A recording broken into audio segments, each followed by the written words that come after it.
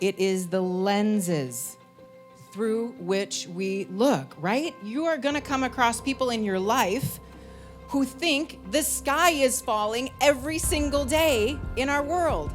And then you are going to come across people who have taken all of their little emotions and they have put them in a little box and they put a little lock on it and they shoved it in the back closet and they're never going to open it. And so I want to be really, really, really careful to say, as we talk about lenses, that I am not a proponent for toxic positivity. Why does it matter to me what someone else is wearing? How does that affect me?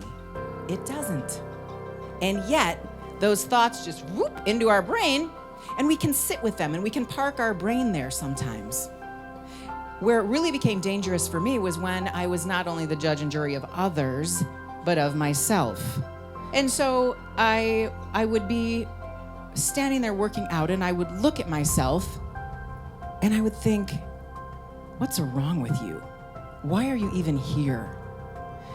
You're gonna do this, and then you're gonna go home, and tonight you're gonna eat pizza and drink rum and cokes all night. Why are you even bothering? And I realized that throughout the day, I had this dialogue in my head of all the ways in which I wasn't measuring up that becomes a system of sabotaging yourself. But in the moment, just to say, I reject that thought, is not enough to move your brain away from somebody or something. So what I would do is I had a little piece of paper that I kept in my pocket, and it had 9 words on it that I wanted to build into my life, 9 characteristics. And I'm terrible at memorization. And so I wrote these 9 words down, and I would put them in my pocket, and I would carry it everywhere I went.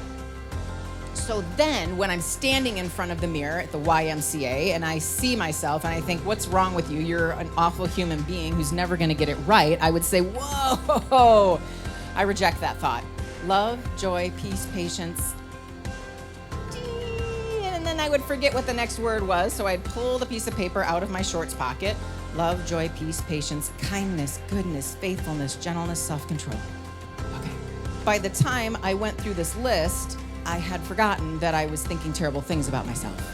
We can also take a moment to pinpoint times in our lives when we know we have chatter that is unhelpful, and to have a specific thought ready for that moment. Thinking about what you're thinking about, replacing your thought, whether for a generalized, I need a mantra for the middle of the night when I wake up and I can't go back to sleep and I need to bring some calm into my body, or when you have this sticky situation and you think, I am constantly bumping up against this same situation and it's constantly making me feel bad. I've got to figure out a new way to look at it, right? It doesn't mean the situation doesn't exist anymore.